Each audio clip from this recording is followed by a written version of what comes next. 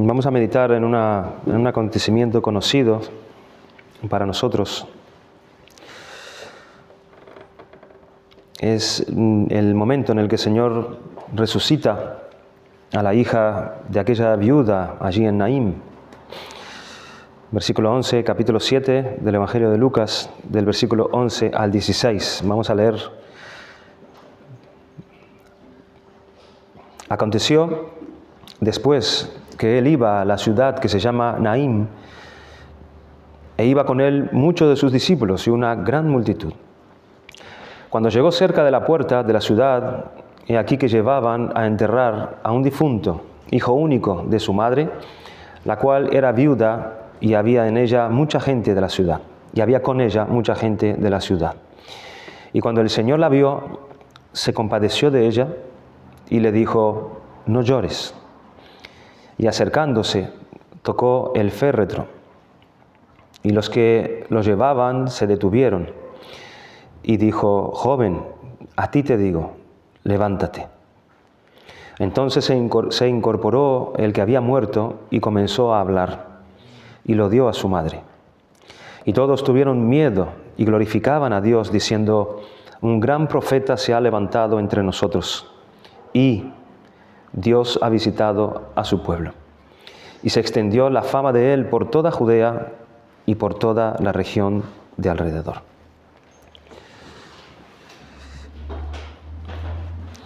¿Quién no ha leído, verdad, o no conoce este relato del Señor Jesús?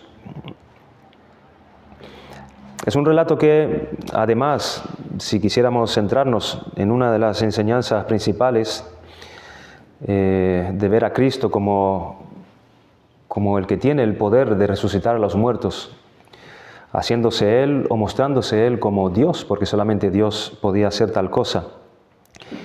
Pero este relato nos enseña también, aparte de esa jurisdicción que solamente Cristo tiene, nos habla también acerca de su gran compasión. La compasión que tiene Cristo, en su carácter compasivo para con todos, para con todas las personas, sin excepción. Este acontecimiento ocurre al sur de Capernaum, a unos 40 kilómetros de allí, en una aldea, en una villa llamada Naín, en un pequeño pueblito de un rincón perdido de la provincia romana. Aquí se nos va a mostrar, por un lado, al hombre y el drama en el que él vive, y cómo el más terrible de sus enemigos viene y lo acorrala. Estamos hablando de la misma muerte. Por otro lado, en medio de ese triste cuadro en el que se desenvuelve la vida de este hombre, Lucas nos describe que el Dios creador, el Dios soberano, que rige el mundo, Él viene para dar a conocer a los hombres las entrañas de su compasión. Por eso dije en un principio que una de las cuestiones vitales en este texto, lo que quiere mostrar la palabra de Dios acerca del carácter de Cristo, es su compasión. Y cómo Cristo quiso mostrar esa compasión a los hombres. Esto es precisamente lo que la gente pudo percibir, ¿verdad?, que estaba pasando allí. Porque ellos dijeron: Dios ha visitado a su pueblo. Ahora el mundo podía ver lo que Zacarías había dicho cuando él pudo hablar, allí lleno del Espíritu Santo, en el capítulo 1, versículos 67 y 68. Él dijo: bendito el Señor, Dios de Israel, que ha visitado y redimido a su pueblo, y nos levantó un poderoso Salvador en la casa de David, su siervo. Jesucristo aquí entonces se estaba desplazando a este pueblecito al sur de Capernaum, y un buen grupo ya estaba acompañando a Cristo. Ya había una enorme cantidad de discípulos, aparte de los 12, que estaban siguiendo al Señor Jesucristo a donde quiera que Él iba.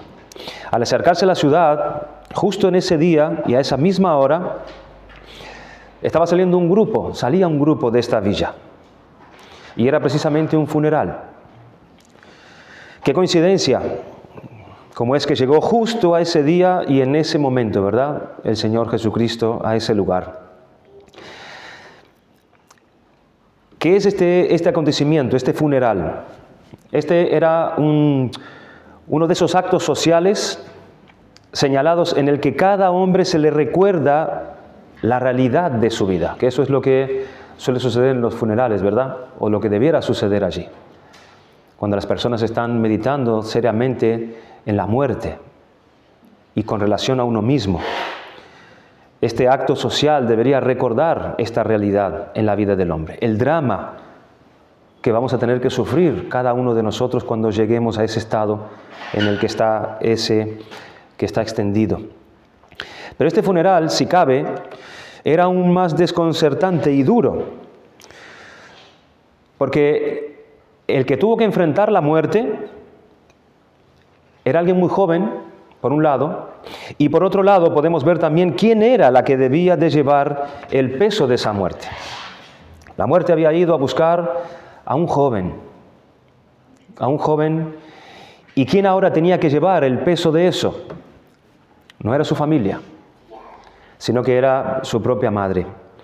Ella debía de cargar sola esa carga. Esa mujer había tenido que enterrar a su esposo hacía nada más que un tiempo atrás. Y ahora otra vez con el único que le quedaba, el hijo de su alma, su único hijo, como dice allí, tenía que enterrarlo también. Esta es la vida del hombre. Ese es el drama que nosotros tenemos que vivir en algún momento de nuestra vida. Cuando muere una persona, es algo tan serio, es algo tan triste, pero cuando muere un joven, cuando mueren quizás una criatura más joven, ¿verdad? Eso es un golpe aún más duro. Es un golpe aún más duro. Y si su madre es una pobre mujer viuda, esto entonces ya es el colmo. Así que podemos imaginar cómo sería ese funeral. En esos pueblos que todo el mundo la conocía, a esa mujer, todo el mundo se conocía a sí mismo, todo el mundo callado, meditando en ese acontecimiento, pensando en ese joven, cuestionando el porqué, pensando que esa madre, ¿cómo estaría? Esa madre estaba llorando, totalmente deshecha, llena de preguntas, llena de tristeza, hundida en medio de toda esta pérdida, pensando en su hijo perdido y seguramente siendo consciente que ya no tenía futuro ninguno. Ahora sin marido y sin hijos, y además, eso era una deshonra para ese tiempo. Era una vergüenza. Dios la había llevado a lo peor. Eso es lo que se establecía en una situación como esa mujer. Ahora no le queda sino pasar por muchas amarguras. ¿Recuerdan a Noemí? Cuando ella llegó a ese punto, allí en Ruth, capítulo 1, versículo 20, nosotros leemos, no me llaméis más Noemí. Este fue el momento que ella vuelve a Belén, ¿verdad? Con Ruth, y se encuentra allí con los pueblos que la reconocen, dice, esa no es Noemí. Cuando ella escucha que la llaman Noemí, sus palabras fueron, no me llaméis más Noemí, sino Mara, porque en gran amargura, me ha puesto el Todopoderoso. Jehová me ha vuelto con las manos vacías. Era una deshonra, era una vergüenza. Era precisamente reconocer que Dios la había llevado a lo peor. Observemos también toda esa multitud de personas que acompañaban a esa viuda, todas en silencio, llorando también, lamentándose lo de esta pobre mujer y de su hijo. El mísero estado en el que ella se encontraba ahora. Se podían preguntar, ¿cómo llevará esto esta mujer ahora? ¿Qué será de ella? Porque nada más pueden hacer estas personas por ella. Consideren esto. El hombre ante la realidad trágica que debe de afrontar y nada pueden hacer por ella.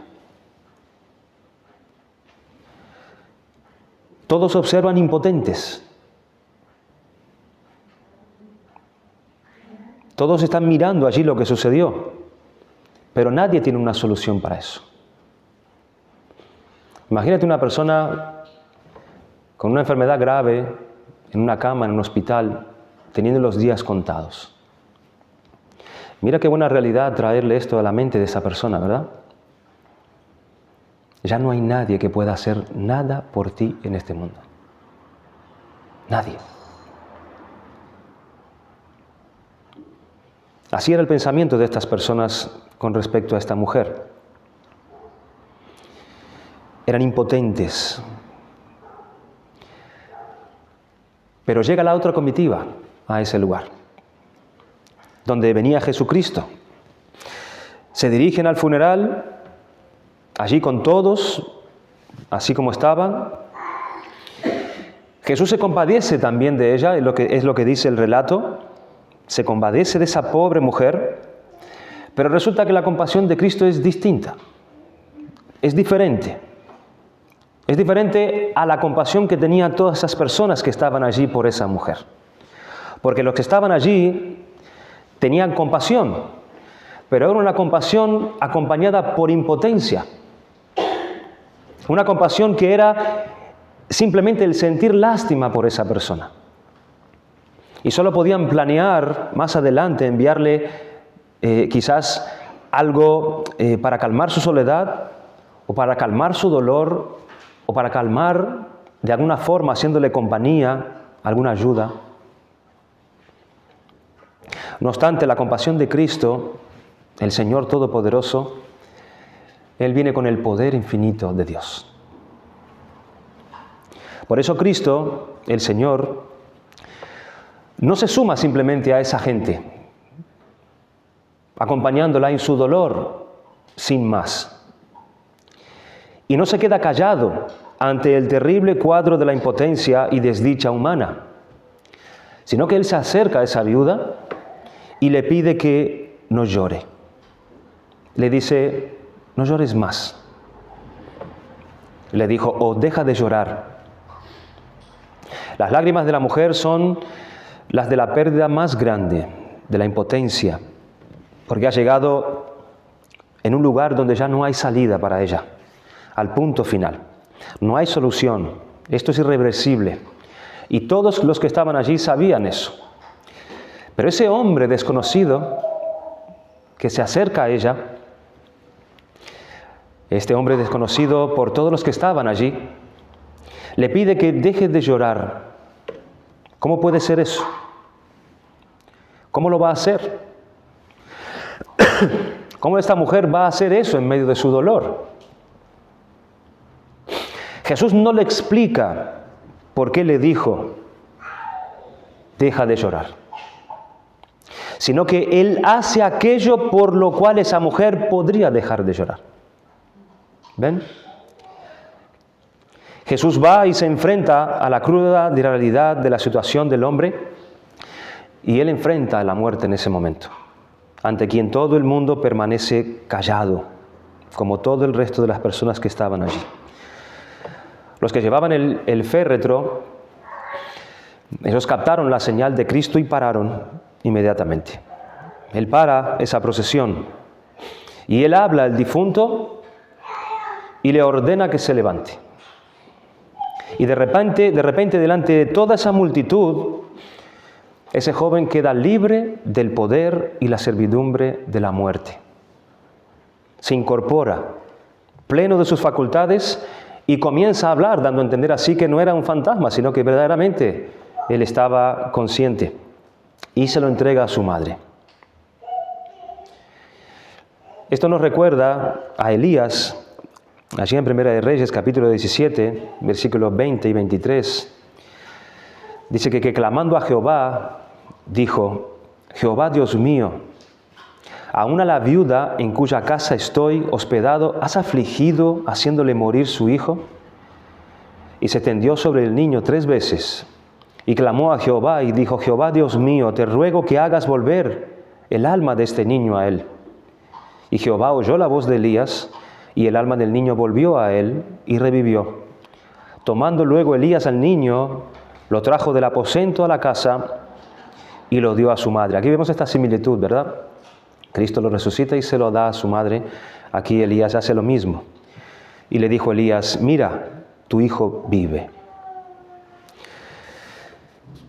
También tenemos el ejemplo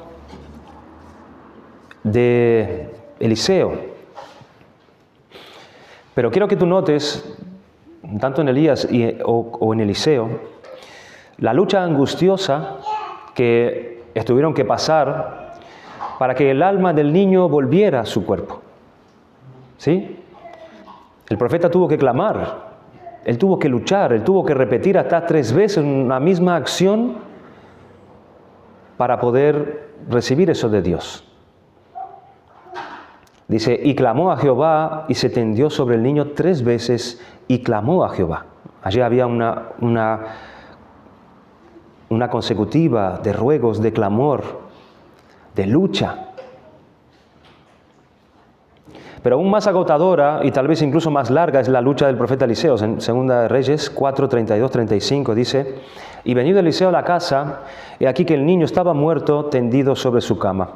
Entrando él entonces, cerró la puerta tras ambos y oró a Jehová. Después subió y se tendió sobre el niño, poniendo su boca sobre la boca de él, y sus ojos sobre sus ojos, y sus manos sobre las manos suyas. Así se tendió sobre él, y el cuerpo del niño entró en calor. Volviéndose luego, se paseó por la casa a una y otra parte, y después subió y se tendió sobre él nuevamente, y el niño estornudó 7 veces y abrió sus ojos. Aquí vemos también, ¿verdad?, una lucha, un trabajo de parte del profeta para poder esperar en Dios la resurrección de este niño. Pero si nosotros comparamos estas resurrecciones con la de Jesús, aquí en este capítulo 7, dice que, y Jesús dijo, joven, a ti te digo, levántate, y el muerto se incorporó. Vemos que aquí, con el Señor Jesús, no hay un prolongado conflicto, ¿verdad?, preliminar. No hay tampoco una ardua lucha de Cristo. No vemos a Cristo repitiendo alguna serie de cosas para poder resucitar a este joven delante de todas esas personas. Escuchamos simplemente la palabra de majestad y el joven de repente está vivo y hablando. ¿Por qué razón? Porque Jesús es Dios. Jesús es Dios, nada menos que Dios. Y su victoria sobre la muerte es inmediata y completa con solamente pronunciar una palabra. Y la otra diferencia es que en las otras resurrecciones, el profeta tuvo que orar a Dios que le concediera la vida de ese niño. Sin embargo, aquí Jesús como Señor, Él actúa con la misma autoridad de un Dios soberano. Y habla al difunto y éste le obedece. Aquellos tuvieron que clamar a Dios. Aquí estaba Dios haciendo lo que había que hacer. Todos los presentes llegaron a percibir algo de lo que estaba pasando ante ellos, cuando dijeron, ciertamente Dios ha visitado a su pueblo. Es como si dijeran, Dios ha venido a mostrar su compasión con nosotros, y esto aún bajo el más terrible de los enemigos del hombre, es decir, la muerte. Podemos ver, hermanos, en primer lugar, ante esto, que es Dios quien ha visitado al hombre para mostrar su compasión a ellos. Es Dios quien ha venido. Es Dios quien ha querido mostrar al hombre su compasión, la cara de su compasión, cuando nosotros merecíamos la cara de su ira, la cara de su destrucción, la cara de su justicia. Pero sin embargo, Él quiso venir a mostrar al hombre su carácter compasivo. Si Cristo es Dios visitando al hombre para tener compasión del hombre, muchos dirán, ¿dónde está hoy en día ese poder? ¿Dónde está hoy en día Cristo resucitando a muertos? Si verdaderamente la compasión de Dios es a través de Cristo mostrar su poder en resucitando a los muertos, ¿dónde están esos jóvenes que mueren hoy en día en medio nuestro y Cristo no está allí resucitando a ellos? ¿Dónde están nuestros hijos cuando fallecen y Cristo no está allí resucitándolo, como en esta situación? Si Dios quiso en Cristo mostrar su compasión a través de la resurrección, ¿por qué no lo hace hoy en día? Porque lo cierto es que Cristo no vino simplemente para resucitar a personas muertas, que luego mueren otra vez y ya está. No. Cristo vino para enfrentar la muerte misma. Ella lleva al ser humano a este drama en el que se vuelve la vida de todo hombre. que luego acaba y de esta forma que hemos visto en este pasaje, no hay más. No hay más para Él. Cristo es Dios teniendo compasión de nosotros en medio de esto que sobrepasa al hombre. Dios lo había prometido desde antiguo, que vendría contra la muerte. En Isaías capítulo 25, versículo 8, dijo el profeta: destruirá a la muerte para siempre y enjugará a Jehová el Señor toda lágrima de todos los rostros. Y quedará la afrenta de su pueblo, y quitará, la afrenta de su pueblo de toda la tierra. Porque Jehová lo ha dicho. Él destruirá la muerte para siempre y enjugará las lágrimas de todos los rostros. En Oseas capítulo 13, versículo 14, también dice el profeta: de la mano del Seol los libraré de la muerte. Oh muerte, yo seré tu muerte y tu destrucción. Y vino Cristo y eso fue precisamente lo que hizo con los hombres. En Hebreos capítulo 2, versículo 14 al 17 dice: así que, por cuanto los hijos participaron de carne y sangre, Él también participó de lo mismo, para destruir por medio de la muerte al que tenía el imperio de la muerte, esto es, al diablo, y librar a todos los que por el temor de la muerte estaban durante toda la vida sujetos a servidumbre, porque ciertamente no socorrió a los ángeles, sino que socorrió a la descendencia de Abraham, por lo cual debía ser en todo semejante a sus hermanos, para venir a ser misericordioso y fiel sumo sacerdote en lo que Dios se refiere, para expiar los pecados de su pueblo.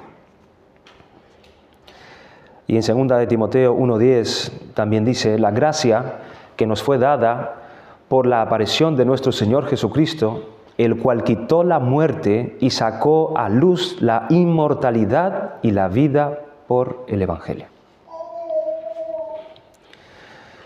Esto es lo que nos muestra aquí este relato de Lucas, que Jesús viene al encuentro de la muerte para librarnos de ella, de la muerte eterna, de la muerte espiritual por siempre. Pero la muerte no es algo que está por ahí, hermanos, suelta, y pasa y ocurre cuando tiene que pasar y a todos le toca, una cosa natural, una ley de vida, simplemente no. Detrás de la muerte se esconde el pecado. La muerte es la cara real del pecado. Es la consecuencia del pecado. El pecado no es algo agradable que nos termina siendo algo útil para nosotros. Eso no es la realidad. Detrás de ese cuadro de tristeza y pérdida que es la muerte, del punto final donde no hay ya remedio, lo que nos destroza y nos deja sin nada al final, es el pecado. No es la muerte en sí. Es el pecado que nos acompaña después de la muerte. La muerte viene por el pecado. En Romanos capítulo 5, versículo 12, el pecado entró en el mundo por un hombre y por el pecado la muerte. Así que mira esta escena. Esa viuda en su condición sin salida, desesperanzada.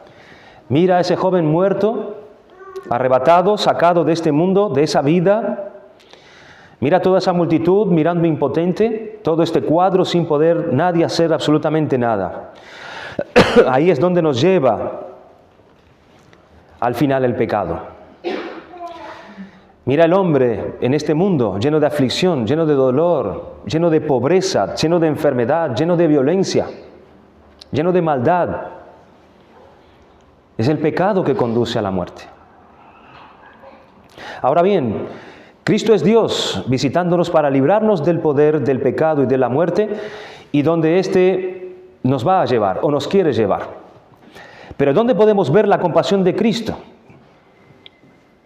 Cristo viene, Él llega hasta allí, delante de todas esas personas. Él llegó delante de esa viuda en el momento preciso, del funeral, justo antes de enterrar a su hijo, y se acercó a ella y la libró. La libró. Pero ¿quién de nosotros podrá ver, hermanos, a Cristo que se acerca para decirnos: no llores? y librarnos del pecado y de la muerte.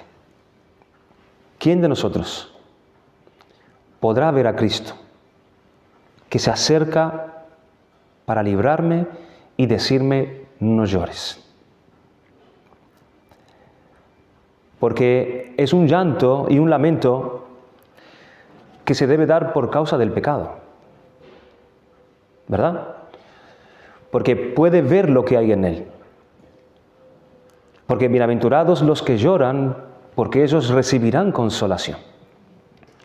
Como en este funeral se aflige, pero por las maldades de él, es aquel hombre que llora por su vida de pecado ante Dios, que ve que sus transgresiones son contra Dios y que le llevan a la muerte. A ese que por sus manchas y males ve que ya no tiene escapatoria ni salida delante de Dios. ¿Él podrá ver venir a Cristo? ¿Podrá ver venir a Cristo ese que ve que el pecado que está en él y le quitará todo lo que él tiene? Y aún lo más precioso, lo que él más necesita, que lo dejará solo y despojado este pecado. Él está viendo eso. Y cuando él ve eso y llora, él podrá ver la compasión de Cristo, ese que por sus iniquidades no tiene expectativa de vida. Él no ve un futuro claro. ¿Qué será de él que ha violado los mandamientos de Dios y nada bueno ya puede esperar? ¿Quiénes son los que podrán ver la compasión de Cristo y experimentar su consolación? Solo esos que, como la viuda, han llegado a conocer que sus maldades le han llevado a un punto final en el que nadie puede hacer nada por él. Su maldad es de tal envergadura que entiende que no hay ningún hombre que tenga remedio para él, a no ser Cristo. Él podrá ver a Cristo, quien ha llegado a ver cómo ha dejado a Dios, cómo ha violado sus mandamientos y ahora tiene que ser desechado y abandonado por Dios como la viuda se veía por causa de la muerte. Aquellos que pueden ver la cruda realidad lastimosa de su pecado, esos que lloran y lamentan de esta manera, esos podrán ver a Cristo venir. Ellos podrán ver acercarse a ellos ese día que quizás menos lo esperan. Porque la compasión de las entrañas de Cristo les guiará y los atraerá a Él mismo. Y luego les dirá, no llores. Y les dará palabras de vida, palabras que como hizo vivir a este muchacho, así Él podrá venir a una nueva vida. Los librará del pecado y de la muerte y de su poder. Y podrán ver la verdad del dicho de aquellos en el funeral de Naín, cuando ellos dijeron, Dios ha visitado a su pueblo. Porque ese que vea así su pecado, él verá la compasión de Cristo sobre él. Cristo mismo dice en Lucas 19:10, yo vine a buscar y a salvar lo que se había perdido. Como encontró la viuda saliendo de la villa, así sabe Cristo el Señor buscar y salvar a los que ven la realidad de sus pecados y gimen sin esperanza bajo su peso y esclavitud. Este es el arrepentimiento que trae vida. Este es el arrepentimiento que atrae la compasión de Cristo. Sin embargo, tenemos que contrastar esto con esas personas que quieren conocer las bondades de Dios. Ellas quieren experimentar y conocer la compasión de Cristo, pero sin lamentar por su pecado. Sin lamentar por sus pecados, sin llegar a llorar por sus pecados. No se ven perdidos y necesitados de Cristo. Ellos no se ven sin vida y sin esperanza. No están o no llegan a estar en este estado como ha estado esta mujer. Tratan sus pecados y su descuido de Dios y de su ley como cosas sin importancia. ¿Y por qué hacen eso? Porque aman el pecado. Porque aman estar así. Porque no quieren dejar esa vida. Observa este funeral y todo lo que hay en este funeral. Es ahí donde lleva nuestros pecados. Debemos ver la realidad de esto y debemos tornarnos serio, muy en serio, el asunto del pecado. Como dice en Jeremías capítulo 2, versículo 19, tu maldad te castigará y tus rebeldías te condenarán. Sabe pues y ve cuán malo y amargo es el haber dejado tú a Jehová tu Dios y faltar mi temor en ti, dice el Señor Jehová de los ejércitos. Ese arrepentimiento de nuestros pecados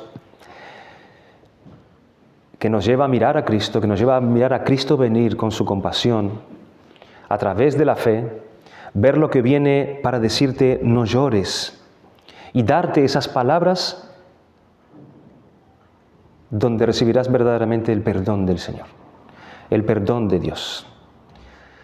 Porque como hemos dicho al principio, Cristo vino a buscar y a salvar lo que se había perdido. El apóstol Pedro nos avisa en su segunda epístola, capítulo 1, versículo 9, de olvidarnos de la purificación de los antiguos pecados. Él escribió, pero el que no tiene estas cosas tiene la vista muy corta, es ciego, habiendo olvidado la purificación de sus antiguos pecados.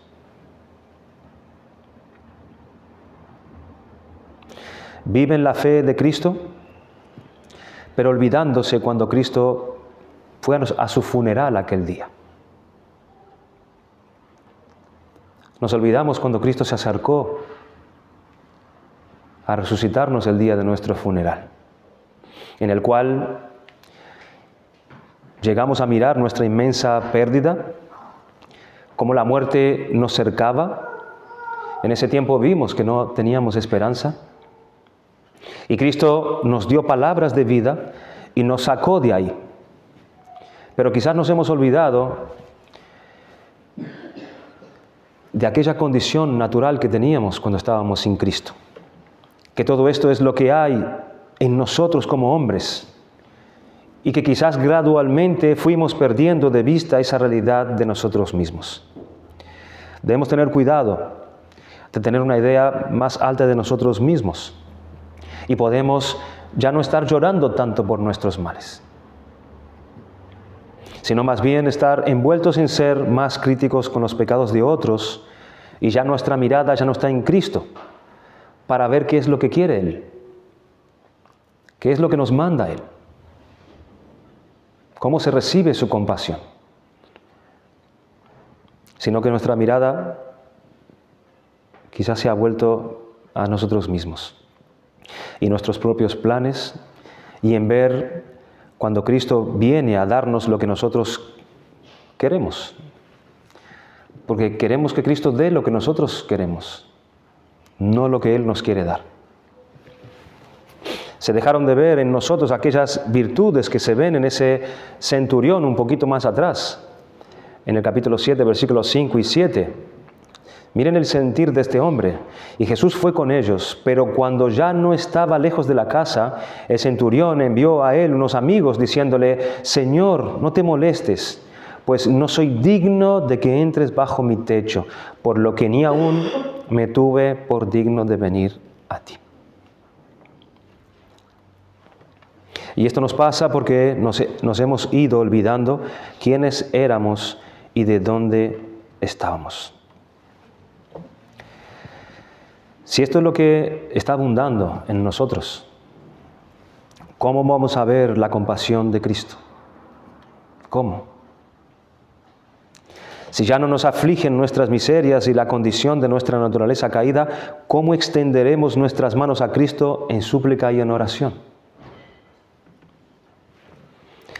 En la iglesia de la Odisea parece que se generalizó este olvido y esta ceguera. Allí en Apocalipsis capítulo 3, versículos 16 y 17, dice, pero por cuanto eres tibio y no frío ni caliente, te vomitaré de mi boca. Porque tú dices, yo soy rico y me he engrandecido y de ninguna cosa tengo necesidad, y no sabes que tú eres un desventurado, miserable, pobre, ciego y desnudo. Por cuanto esta iglesia ya no podía ver su pobreza, ya no podían ver sus miserias, ya no podían ser conscientes de sus necesidades, de su necesidad de Cristo, precisamente no era la compasión de Cristo lo que podían esperar, sino todo lo contrario. Cristo dijo, los vomitaré de mi boca.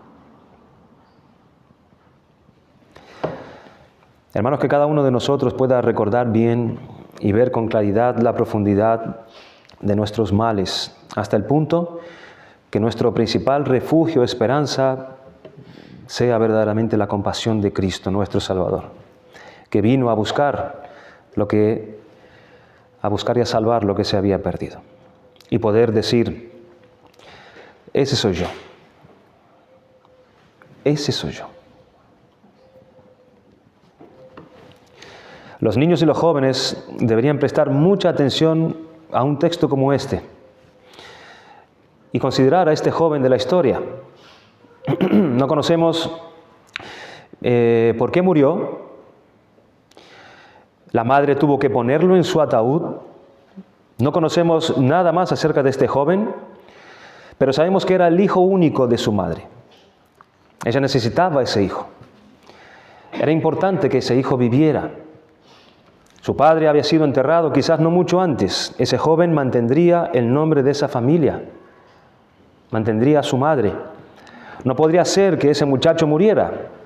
¿Cómo imaginarse eso? Él era muy necesario. Ya esa familia había padecido bastante ya, y Dios está en el cielo sabiendo todas estas cosas, y aún con todo la madre viuda tuvo que enterrar a su único hijo. Esto debería alertar a los que tienen pocos años, a los jóvenes que están fuertes y vigorosos. Puede parecernos que una cosa así no nos pasa a nosotros. No puede ser así, a mí no me pasará. La paga del pecado es la muerte, y tenemos que ser conscientes que todos hemos pecado contra Dios y no tenemos el derecho de un día más, de una semana más, de un mes más estar vivos en esta tierra. Si estamos vivos es solo porque Dios lo quiere, y no te va a preguntar ni a ti ni a tus padres si decide algún día poner fin a tu vida. No lo hará. Porque si Dios decide el fin de uno, no le pedirá consentimiento ni permiso a nadie.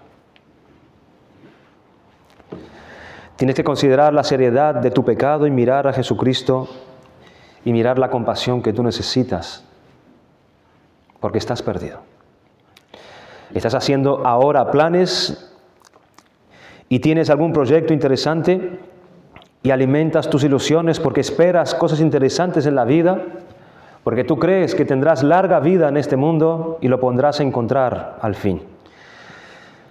Este muchacho también seguramente tendría planes. Y tendría muchas cosas proyectadas para su futuro, para su familia, para su madre. Pero míralo ahí, en ese ataúd. Él no pudo hacer nada. Ese es el drama del hombre. Esa es la realidad de nuestra vida, de nuestro pecado y de la muerte. ¿Llamarás a Cristo que venga antes de que sea tarde? ¿Te tomarás en serio tu pecado antes que sea tarde? Cristo nos concede la vida eterna. Él tiene poder para librarnos de esa muerte en la cual todos nosotros tenemos que sufrir un día. Él dijo, yo soy la resurrección y la vida. El que cree en mí, aunque esté muerto, vivirá, y todo aquel que vive y cree en mí no morirá para siempre. Y le preguntó a la persona que le dijo estas palabras, ¿crees esto? Hay jóvenes que sin llegar al ataúd viven aquí una vida como si estuvieran muertos. Así habla Pablo de ciertas mujeres en 1 Timoteo 5, 6. Él escribió, la que se entrega a los placeres viviendo está muerta. Muchachos que son muertos vivientes y traen mucha aflicción a esos que los aman y quieren su bien. Tienen a su hijo vivo, pero es como si estuviese muerto. No se toma en serio su pecado, no ve que no tiene escapatoria y está ahí sin salida. No conoce que está abandonado por Dios, que nada de cuanto tiene podrá retener en sí mismo. Y así vive para sus planes. para su futuro, para esos sueños, y se alegra con ellos el placer de cosas prohibidas que Dios condena, y se va con su gente que fomenta una vida de espaldas a Dios sin preocuparse de su voluntad. Él vive, sí, él entra y sale, pero está muerto. La sentencia de Dios ya está sobre él.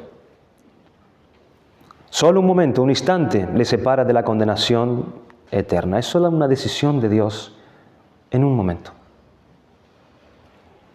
¿Cuántos padres hay llorando a sus hijos que los ven como muertos vivientes? ¿Cómo vemos nosotros la generación de hoy en día, verdad? ¿Cuántos padres sufren de manera real por esos hijos que están vivos, pero viven como muertos? Porque no se toman en serio su pecado y no miran lo amargo que es. Y ni lloran tampoco, ni se lamentan tampoco, y mucho menos claman a Cristo. Si Dios nos ha visitado en Cristo y tenemos un corazón presto para Él, si Cristo nos ha visitado y se ha acercado a nosotros con su compasión, ¿por qué mejor nosotros nos desechamos nuestros pecados y creemos en Cristo? Él vendrá y nos dará palabras de vida y nos dará, hermanos, su perdón. Él está a un clamor de nosotros. Está a una oración de nosotros. Él conoce nuestra condición y sabe lo que necesitamos y conoce lo que está pasando cada uno. Pero la pregunta es, ¿queremos la compasión de Cristo? ¿Queremos su compasión? Eso tiene mucha relación con nuestros pecados, con la confesión de nuestros pecados. Aquellos que no podían ver su miseria y se creían que eran ricos, la respuesta de Cristo fue muy contraria a ellos. Que podamos desear esa misericordia, porque verdaderamente nosotros nos vemos faltos de ella. Vamos a dar gracias al Señor por su palabra.